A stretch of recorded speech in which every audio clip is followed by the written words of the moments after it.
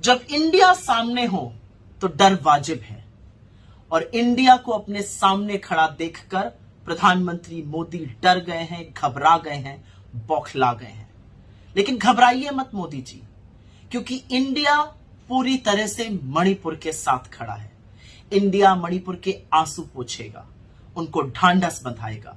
India पूरे देश की मोहब्बत मणिपुर तक पहुंचाएगा। ये इंडिया का वादा है।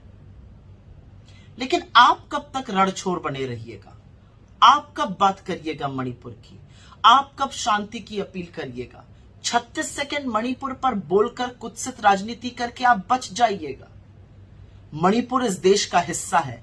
आप प्रधानमंत्री हैं, कोई पार्ट टाइम टेलीप्रॉम्प्टर पढ़ने वाले नायक थोड़े ही हैं। इस देश के प्रधानमंत्री को मणिपुर में सदन में बोलने से क्या डर है? आज देश ये सवाल पूछ रहा है। कब तक भागे भागे फिरिएगा? और असलियत यह है कि आप पानी पी पी कर विपक्ष को कोसते कोसते आज इस देश के खिलाफ खड़े हो गए। आपने इस देश को, आपने इंडिया को ईस्ट इंडिया कंपनी और इंडियन मुजाहिदीन के समकक्ष खड़ा कर दिया और इसके लिए आपको देश माफ नहीं करेगा। लेकिन एक सवाल है, क्या skill India, startup India, digital India, खेलो इंडिया, आपका new India, BJP for India, ये इंडियन मुजाहिदीन की एजेंट है क्या? ये सवाल आपसे रहेगा। लेकिन एक बात याद रखिएगा, और मैं समझती हूं आपका डर, क्योंकि इंडिया के आगे तो कभी कोई जीतता ही नहीं है और ये तो इतिहास साक्षी है।